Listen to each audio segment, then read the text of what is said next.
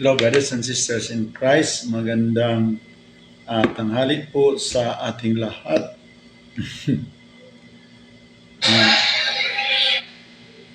Naghintay ako sa magkuha sa akin kasi 1 p.m. mag-start ang aking talk until ng gabi, until bukas. Pero maghanap ako ng paraan na makalive talaga ako sa mga vacant hours.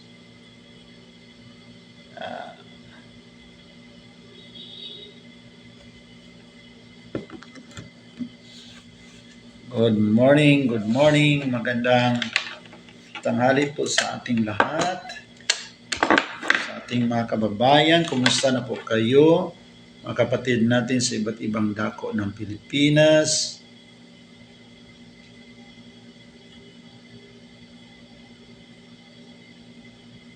Kumusta na po ang ating mga kapatid sa Mindanao, Leyte, Negros,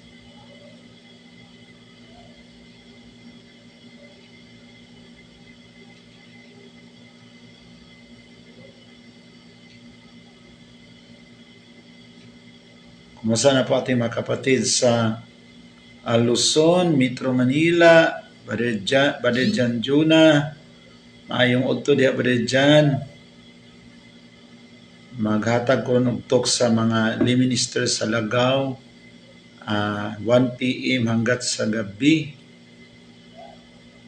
At nandito rin ang ating naka-assign na convert pastor no, galing sa Alliance, coordinator natin sa ministry dito sa General Santos City, sa Kalumpang. So nandito ang ating naghintay ngayon, ang ating mga convert din, no? Mag-observe lang sila.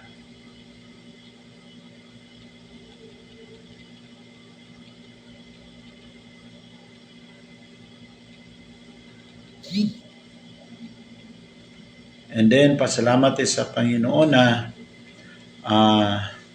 sa ating mga kasamang pastor din, no, na nandoon na ngayon sa Italy, Brother Roger Dalasa, mag 6 years na siya sa kanyang pag-aral, pagkapari sa Disciples of Christ Community. Malapit lang sa malapit lang sa Vatican, no? Palagi sila nagbisita. Shout out Brother Gilbert Andalis from Zamboanga City, Brother Iris Valentino. Maganda ang exposition mo sa talaga. I love to listen and watch you, Brother Nick from Tanhay City. God bless Brother Eris, and sa ating lahat ng mga kapatiran sa pananampalataya sa Cebu City. Magandang hapon po sa aking mga kapatid dyan sa Cebu, Sir Adin, ang ating kapatid na siya ang sa kaniyang Cute Center. Ang Cute Center tinatawag ngayon na Catholic until the end, mga kapatid, no?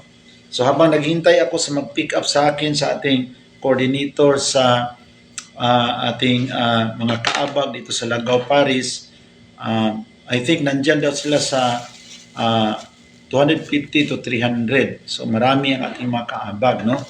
Ang aking doon is to give them the topic, the beauty of traditional prayer, the beauty of the Eucharist, the beauty of the role of Mama Mary in the plan of salvation, the beauty of the sacred image, no? The beauty of celibacy, no? Bakit sa simbahang Katoliko very beautiful dahil sa gift of celibacy, no?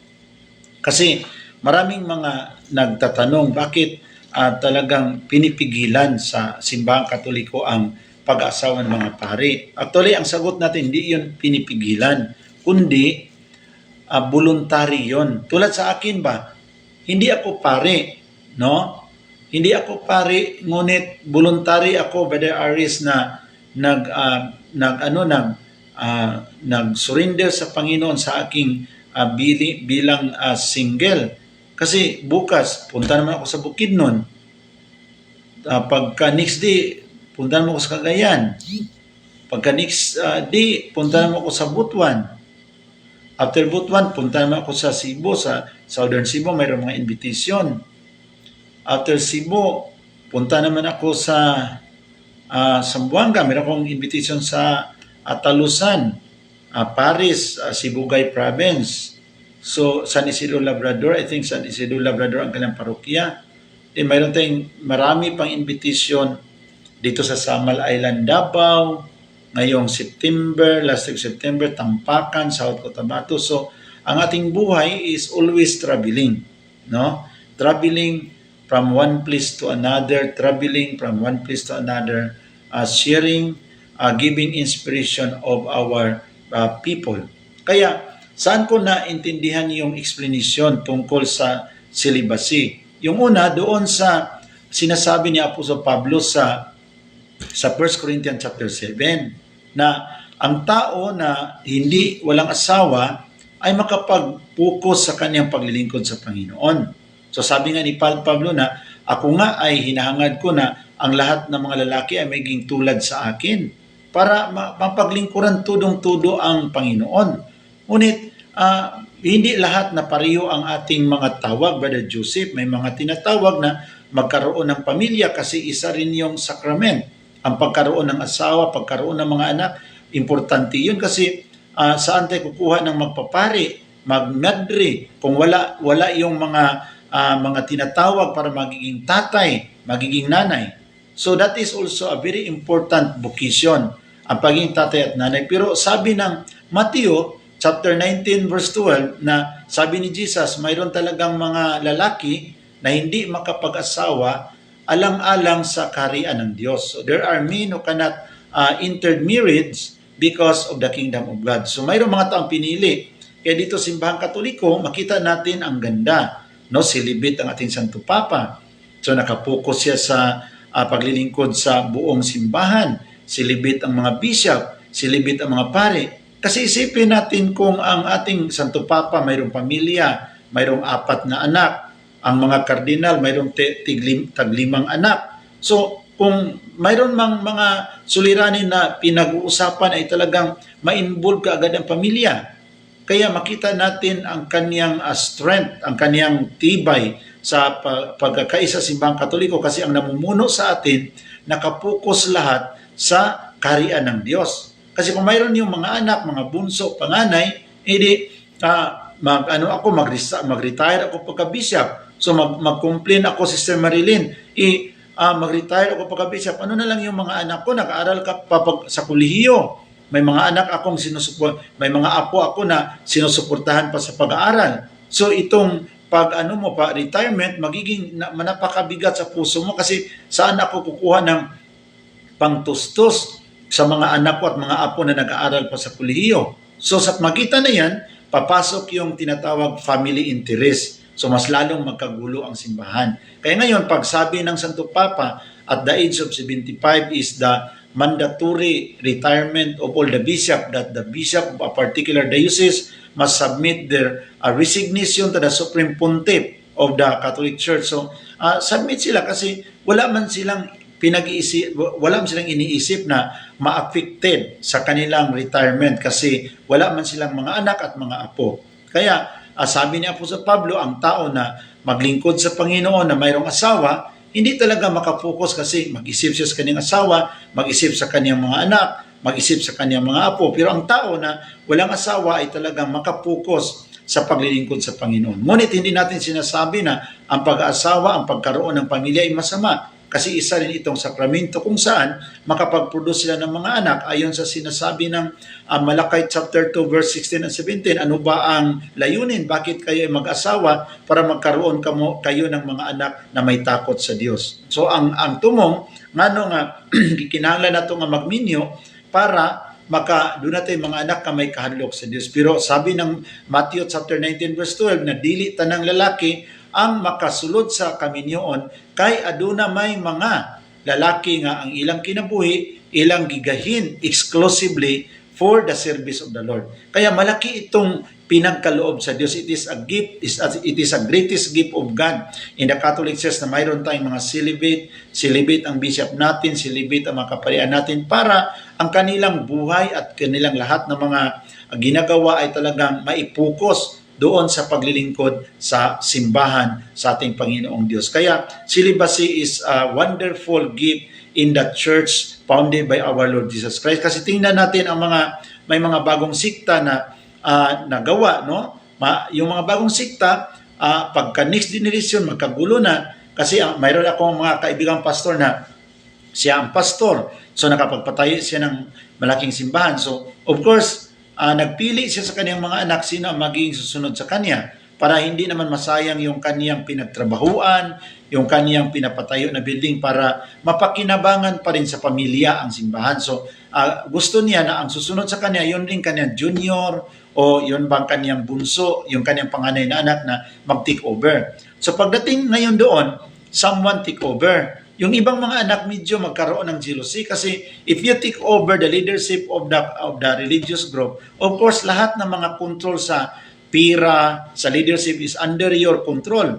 Kaya mag-iisip yung mga ibang kapatid, swerte ni kuya, siya ang humalili kay papa. So ang lahat ng mga privilege ay napasa kanya. Ano na lang tayo dito mga kapatid na hindi napili na humalili sa ating papa. So sometimes magkaroon ng mga negative impact kasi nagiging napa sa pamilya ang simbahan. Ang family is family control, no? Kinokontrol sa pamilya ang simbahan. At kahit na ang pamilya na nagkontrol, mayroon ring pag-away-awayan kasi kung ngayon ako ang 7 katulad sa amin, 7 kami magkapatid. Pinili ako ng tatay ko, na ako naman ang nagiging buti lang kung single ako. Ngayon kung mayroon akong mga anak, 10. So magpili naman ako ng isang anak humalili sa akin. So ang nangyari ngayon, ang mga pain, ang mga sakit sa previous na henerasyon na ipasa pa rin sa aking pamilya kasi hindi ko man pwede na piliin ko yung 5 kong anak na mag-take over sa leadership. I have to choose one to take over the leadership. So, ang problema ngayon nandyan sa loob ng pamilya. Kasi yung ibang magkapatid, ang swerte sa kapatid natin, siya ang umalili. So, ang mga pribilehiyo na para sa ating tatay na punta sa kanya. While in us, pag mamatay ang Santo Papa, ang mga cardinal na mga silibit, magpili sila ng isa na humalili. Kaya walang family connection, walang family interest na siya ang dahilan sa pagkagulo sa loob ng simbahan. Kaya makita natin ang beauty, the beauty of celibacy in the church. Bakit itong simbahan natin Katoliko is very unique. Mayroon tayong mga bagay na nasa atin, mga kapatid, na wala sa iba. Ang pinaka magandang bagay na nasa atin ay yung gift of celibacy na nasa atin, wala sa iba, no? So doon sa mga makita natin, mapakinggan natin ang mga news, no? Para rin tayong marites sometimes, no? Marinig ko yung mga istorya sa aking kasamang pastor. Mayroon akong kasamang pastor na siya na mayroong issue sa simbahan. So ang Board of Deacons nag-meeting kaagad. Yung issue parang scandal ba? Na kasi mayroong high school yung school and then mayroong butas doon sa bubong. Parang ang aking kaibigang pastor tumitingin doon sa butas. Mayroong nakakita, pinakalat na si pastor tumingin siya sa mga magandang babae. No? Yun lang kasimple. So, yung istorya medyo nag-circulate sa buong community. So, nagiging stumbling block. Ganun pala si pastor natin naninilip. Pero yung tinanong yung pastor, hindi. Kasi pumunta siya doon sa bubong kasi mayroong butas sa panahon sa ulan, tumutulo. So tiningnan niya yung mga butas doon pero na-misunderstood pa rin siya na ang pagtingin niya sa mga butas ay naninilip. Kasi mayroon namang isang nag-argue na, kung ngayon, kung ang tinitingnan niya doon yung mga butas kasi tumutulo siya maulan, bakit i-timing niya during classes days? Dapat titingin siya doon during Saturday or after the class ng hapon, after 6 p.m. wala na mga estudyante. Bakit tina-timing niya na during classes are? So, sabi naman ng pastor, paano kung magtingin ako right after 6 p.m., paano ko makita ang butas, madilim na? Ganon. So sabi naman ng iba, bakit i-timing mo talaga sa during classes hour?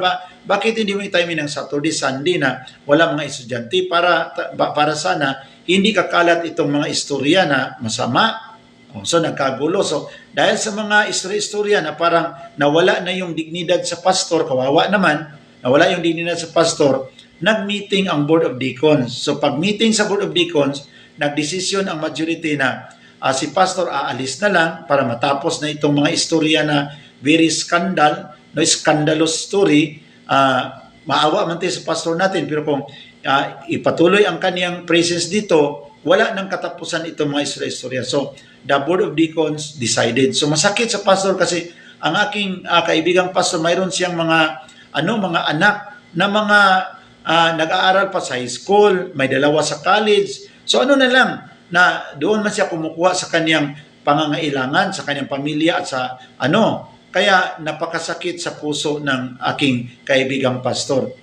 Kaya sabi niya, sobrang hirap talaga classmate kasi aalis ako sa simbahan. Sino ba nagdesisyon siya? Board of Deacons. Board of Deacons.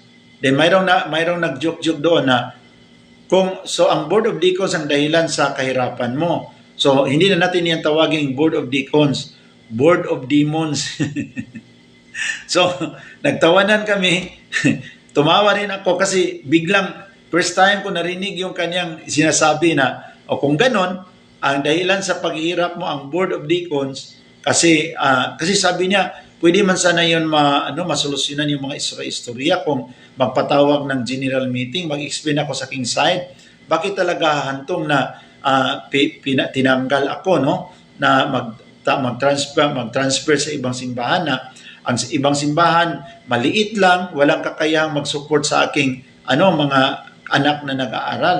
Kaya sabi niya, sabi yung isa nakikinig na parang pinadala lang sa joke-joke of course, so kung ang dahilan sa kahirapan mo ang Board of Deacons dahil tinanggal ka, tawagin lang natin yung Board of Demons. Sabi ko, ikaw talaga grabe ka talaga yung isip mo bigla lang papasok yung mga istorya na nakakatawa. Pero Joseph, tama talaga ba rin kay kung ang Santo Papa na si asawa, ang iyang asawa, maoy maghari o mahimong pahimuslan sa asawa aron maangkon niya ang tanang butang. Tinuod na siya. Of course, kung ang asawa mo obispo, asawa ka, of course maniguro ka maniguro jud ka kay hindi permanent yung posisyon mo. So anything na pwede mong mapakinabangan while you are in the position, kukunin mo talaga. Kaya yun ang dangerous sa mga may pamilya sa paglilingkod. Pero hindi naman lahat.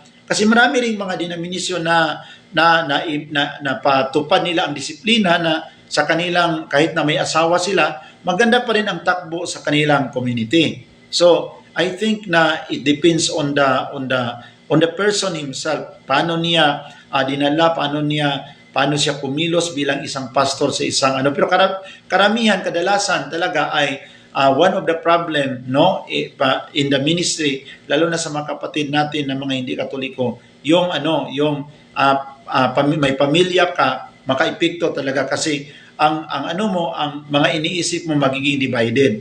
Yung pamilya mo na saan ka maghanap ng mga pangtusto sa pangailangan sa pamilya, nag-isip ka pa simbahan, anong gagawin mo sa mga pinapatayo ng mga project, saan ka maghanap ng funds, saan ka maghanap ng mga resources. So, divided talaga ang iniisip mo. Kaya sabi ni Apostol Pablo sa 1 Corinthians chapter 7 na mas maganda talaga na walang asawa tulad sa akin. Kung gusto ko na lahat ng mga laki ay tulad sa akin, lalo na kung paglilingkod sa Panginoon. Pero hindi ko man yan mapigilan kasi ang isa't isa sa atin, mayroong kanya-kanyang pagtawag sa Diyos na tinawag ka bilang isang may pamilya para alagaan at mahalin natin ang mga anak. Kaya itong mga kapatid na tinawag bilang tatay, napakaswerte mo. Swerteng-swerte ka. Tinawag ka sa Panginoon bilang nanay, swerteng-swerte ka. Kung tinawag ka rin sa Panginoon bilang pare, swerte ka din. Kung tinawag ka sa Panginoon bilang madre, swerte ka din, kasi naglingkod ka sa Panginoon. So bilang tatay, na tinawag ka sa Panginoon bilang ama sa tahanan, dapat nakapokus ka sa pamilya mo. Dapat wala kang mga bisyo. Kung mayroon ka mang pangbili ng sigarilyo, pangbili sa mga alak, pangbili sa mga bisyo para enjoyment, mga kapatid, mas mabuti, ibigay na lang yun natin sa pangangailangan sa ating mga anak. Para doon sa pag-aaral nila sa school, mayroon silang pang-snack, mayroon silang allowance, kaysa binibili lang natin sa ating mga bisyo. And okay lang sana kung ang smoking ay makatulong sa ating katawan na makabigay sa atin ng magandang kalusugan. Alam naman natin na ayon sa doktor, no, ang pagkaroon ng bisyo, no, pagkaroon ng smoking, smokers ay makapagbigay ito ng hindi maganda sa ating kalusugan. Kaya sa atin, brothers and sisters in the Lord, ito ang pinaka-challenge natin na kung tayo ay tinawag sa Diyos bilang tatay, mag-focus tayo sa ating mga anak, no? Alagaan natin ating mga anak, mahalin natin ating asawa, wag tayong magbigay ng problema sa ating asawa, sa ating wife, na ipinagkaloob sa Diyos sa atin. Swerting-swerte ka. Kasi kung tatanda ka, mayroong mag-alaga sa iyo, mayroong mag-atiman sa iyo, di ba? Mayroong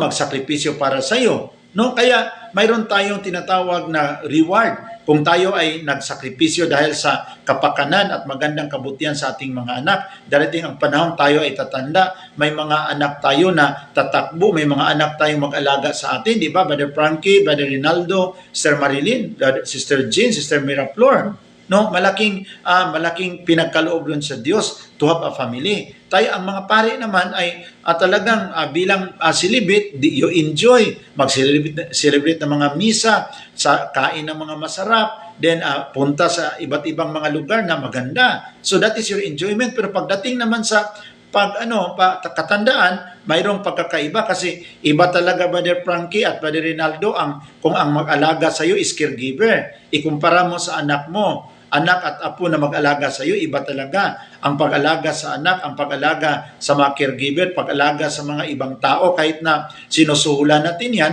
iba talaga ang kanilang feeling kasi hindi man yun sa bloodline, hindi man natin yan kakoneksyon, Sister Mil. So, kung ikaw pinagkalooban ka sa Diyos na magiging ama ka, mahalin mo yung mga anak mo, dalhin mo sa simbahan, every Sunday dalhin mo sa simbahan, dapat wala kang ibang ginagawa every Sunday, and turuan mo ang iyong mga anak sa panalangin bago matulog, manalangin, and also, brothers and sisters in the Lord, turuan ang mga anak sa pagbasa sa Biblia. Kaya yun ang mga pinakamagandang bagay, being a family. No, very wonderful. Kung iwanan ang mga bata, wag ganon. Bilang nanay, isa yung bagay na ipinagkaloob sa Diyos sa iyo. That is a very wonderful gift na alagaan mo mga anak mo mabuti. Kaya ano ang kakayanan, ano ang mga available na mga blessings ibigay natin sa ating mga kabataan. Iwasan naman natin na ma-spoiled ang mga bata. Basta kung anong kaya natin, kayanin natin kasama ang panalangin na Panginoon. Gawin mo mabait ito aking mga anak. Tuwing gabi, ipipray over natin sila, Lord. Ito si John, ito si Tintin, Lord. Gawin mo itong mabait at ilayo mo ito sa mga aksidente, Lord. Ilayo mo ito sa mga kapahamakan. Panginoon, bigyan mo kami ng grasya na makapagtapos sa pag-aaral ng aking mga anak. Bigyan mo kami, Panginoon, ng mga tao na magiging instrumento sa aming mga pangangailangan. Every night, i-pray natin, pray and pray every night, pray and pray hanggat pakinggan sa Panginoon. So, yun ang pinakamalaking bagay, lalo na sa mga nanay. It's wonderful to have a little children na ibinigay sa Panginoon sa atin. Alagaan natin sila kasi isa rin yung sakramento, no? Pag-aasawa na binabanggit sa Malakay chapter 2 verse 14 to 17 na ito ay tinatawag sa Diyos na mag-asawa tayo, mahalin natin ating mga asawa, tutuparin natin ating mga pangako kasi tayo ay tinawag sa Diyos bilang mga mag-asawa para magkaroon tayo ng mga anak na may takot sa Diyos, mga anak na nagmamahal sa atin at nagmamahal, may takot sa ating Panginoong Diyos. Kaya yun ang ating buhay sa mundong ito, napakaganda. At i-guide natin sila mag-grocery, sa simbahang Katolika, turuan natin sila na dapat mahalin natin si Mama Mary. Kasi si Mama Mary is the mother of our Lord Jesus Christ. Paano mo masabi na mahal mo ang anak pero you don't like the mother? So, ito ay a kind of developing a wonderful relationship in the family na there is love between Mama Mary and Jesus. and the respect we give to the Blessed Virgin Mary, ito ay nakapagpasaya sa ating Panginoong Kristo. Kasi kung insultuhin natin, sunugin natin ang mga larawan ni Mama Mary, martilyuhin natin ang larawan ni Mama Mary, sino bang mainsulto niyan? Sino bang masaktan? Walang iba kundi ang anak. Like for example, ang nanay mo, no? Sinichismis sa mga tao, makarinig ka ng mga istorya na sinisiraan ang kredibilidad sa nanay mo. Sino ang masaktan? Di ba ikaw na anak masaktan ka? Kasi ang nanay mo ginawang mga topic, ginawang issues, pinag-usapan sa mga tao at marinig mo ang mga paninira laban sa nanay mo. So sino ang unang-unang masaktan ang anak? So ako naniniwala na kung patuloy nating siraan si Mama Mary hindi na virgin, si Mama Mary maraming anak, si Mama Mary ay wala pa sa langit, si Mama Mary makasalanan. So yung mga pinagsasabi na yan, sino ang unang ma-affected? Sino ang unang masaktan? Walang iba kundi ang ating Panginoon Jesucristo. Kasi siya ang anak. The first one to be affected kung mayroong maninira sa ating nanay ay walang iba kundi ang anak. Kaya dito nasintindihan ko bilang isang pastor noon, mga brothers and sisters, sa pastor pa ako, I always sing, I love you Jesus, I love you Lord, I love you Jesus, Lord, mahal ka namin, I love you Lord, and I lift my voice to worship you. No, Jesus, we enthrone you, we proclaim you are King, mahal ka namin. Pero sa kakaawit ko na mahal ko si Jesus, pero bilang isang pastor na nagpipreach ako laban kay Mama Mary na si Mama Mary, Diyosan, si Mama Mary, maraming anak, si Mama Mary, makasalanan, wala pa sa langit. Kasi gusto kong i-develop ang puso sa mga tao na mahalin ang ating Panginoon Jesucristo sa pamagitan ng pagtakwil ng kaniyang inay. Hindi pwede yun na we preach to the people to love Jesus and to reject His mother. Kasi ang totoong pagmamahal sa ating Panginoon Jesucristo, mga kapatid, ay pagrespeto sa kaniyang inay. Because kung saktan natin, itakwil natin ang kaniyang inay tulad sa iyo. Kung ikaw, mayroon kang nanay, itatakwil ang nanay mo. Sino bang hindi iiyak? Sino bang hindi luluha? Ikaw mismo ang anak, masaktan ka kasi magsabi ang mga tao na mahal mo. Pero brothers and sisters,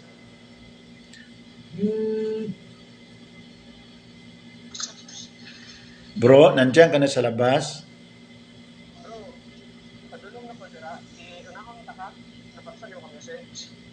Wala, pwede unahon nimo tong duha ka pastor kay nag-live pa ko. Oh.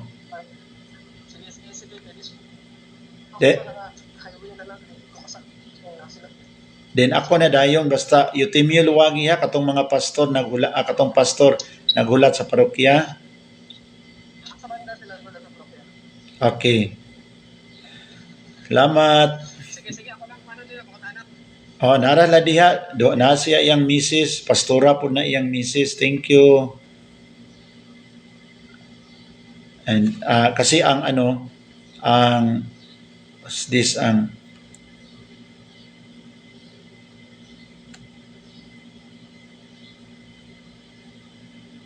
mag-pick out sa akin parating mga kapatid. Kaya balik tayo sa isyo na love Jesus, reject His mother. Tingnan natin yan mga kapatid. What kind of doctrine is that? Love Jesus, reject His mother. So if we teach, paano ito kung i-apply sa mga bata ang ating preaching? Yung sinasabi, si Jesus nga, hindi nga niya tinawag na nanay ang kanyang inay. Sabi nga ni Jesus, woman, sa John chapter 2, tinawag niya kay Mama Mary, babae. Sa John chapter 19, tinawag niya si Mama Mary na babae. Kayong mga Katoliko, puro kayo tawag-tawag na mama kay Mama Mary. Si Jesus nga, hindi nga niya tinawag na nanay ang kanyang inay. Kung i-apply yon sa mga bata, yung tinuturo mo, kung i-apply nila yon sa ating present situation, baka ikaw nanay matamaan. Sinabi nga mayroong isang anak ba, nag-attend siya ng Bible study sa Protestant. So, ang kanilang pinag-usapan tungkol kay Mama Mary na, mga kapatid, tingnan ninyo, si Jesus, hindi nga niya tinawag na nanay si Mama Mary. Kaya ito mga Katoliko, mali talaga. Palagi nilang tawag kay Mama Mary, Mama. Si Jesus nga, hindi nga tumawag kay Mama Mary na mama. Pastor, anong tawag niya sa kanyang mama? Woman. Tinawag niyang babae. Kaya yun ang dapat nating gagawin. Na dapat hindi tayo susunod sa Katoliko. Kasi ang biblical, mga kapatid, hindi talaga nanay ang dapat tawag kay Mama Mary. Babae lang kasi si Kristo mismo hindi siya tumawag ng mama eh. Tinawag lang niya, "Hoy, babae." So pag uwi niya sa bahay mga kapatid, nagalit ang nanay niya na isang Katoliko.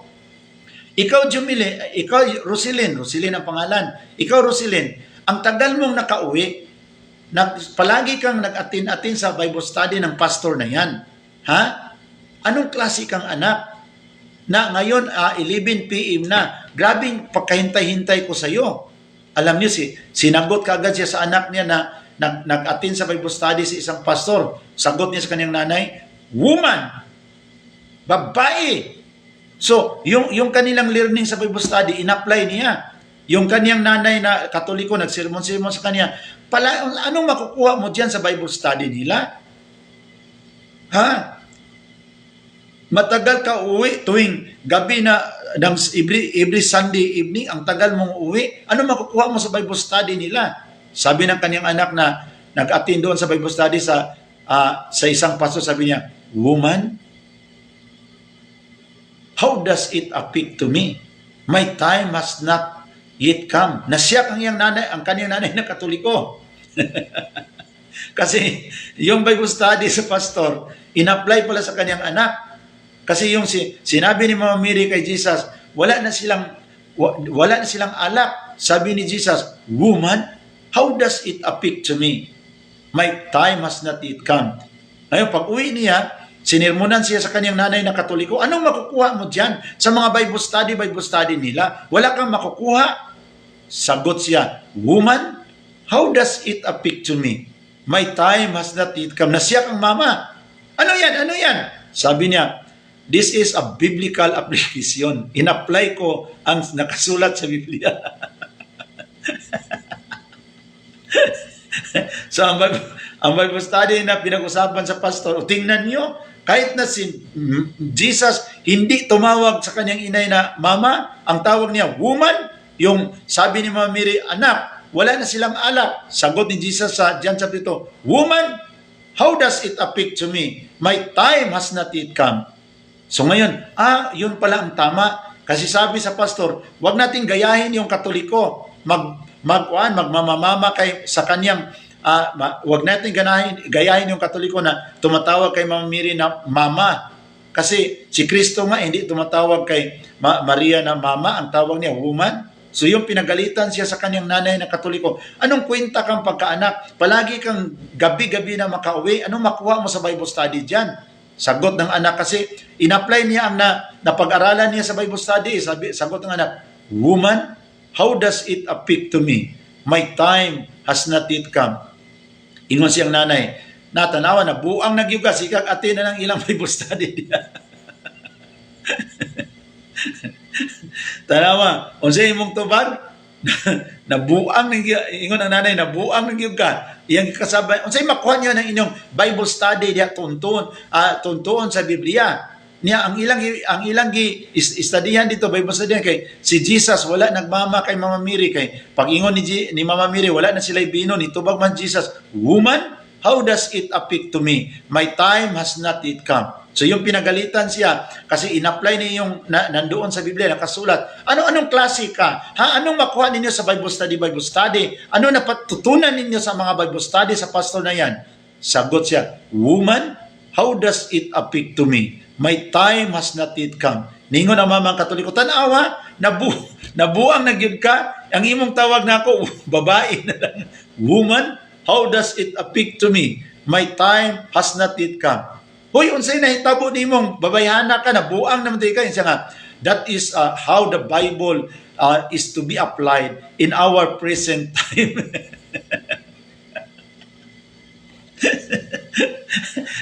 Muna kita wag, biblical application.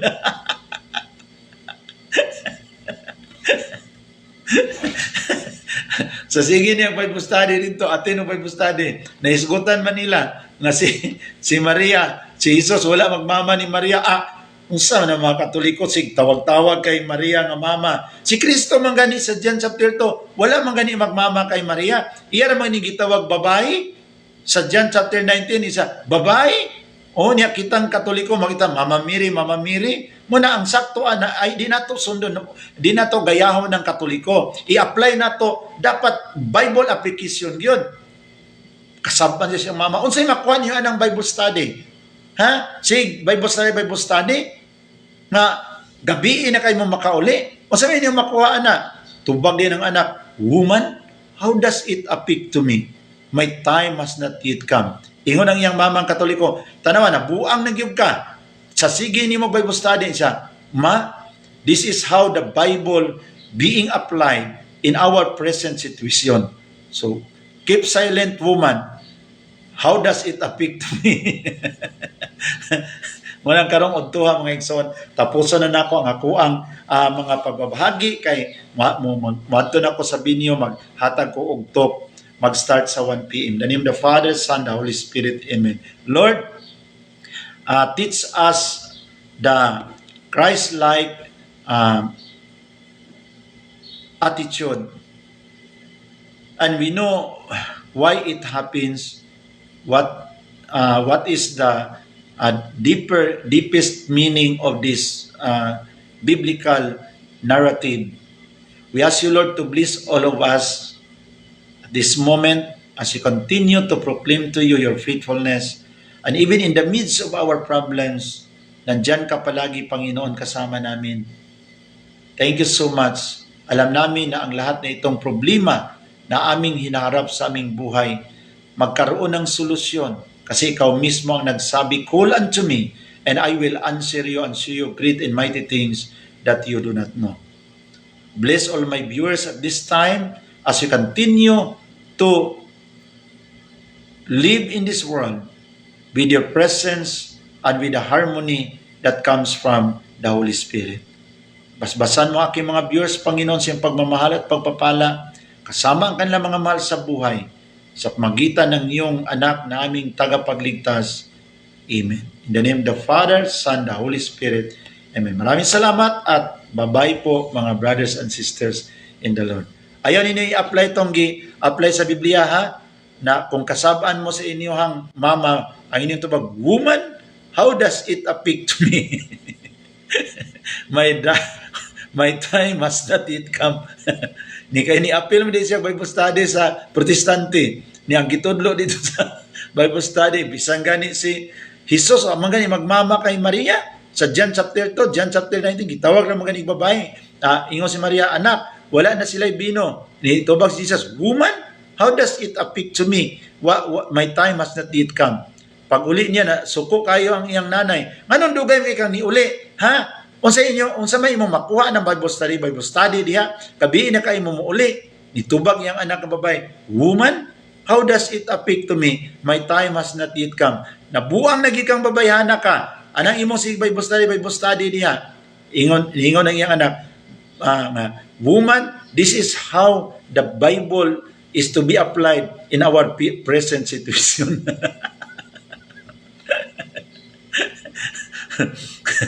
Muna, nakabantay ito mga igsoon, Katoliko. Niya ang imong mga anak, mubalig, born again, Protestante, di na maminaw ni mo, Sir Binos, Sir Matit. Di na ginaminaw ni mo, adto na maminaw silang pastor. Magyaw-yaw ka, marag maputol imong liyaw-yaw, di nagyaw ka paminawon ana. Kay ilam na itong gitudluan, si Kristo gani, wa man gani magmama si iyang nanay, itawag na mga gani babae, kita pa, ang Katoliko taon na inahan, murag maputol ang ugat sa liyog, isinulti, di nagyud na maminaw. Kay dito, giayuhan man og brainwash, abisan gani si Kristo, gani magmama si iyang mama, kamo na noon, ituo pod didto. So daking salamat ug maayong udto sa atong tanan. Magsugod ako sa akong recollection, alauna antos alas 9 gabi.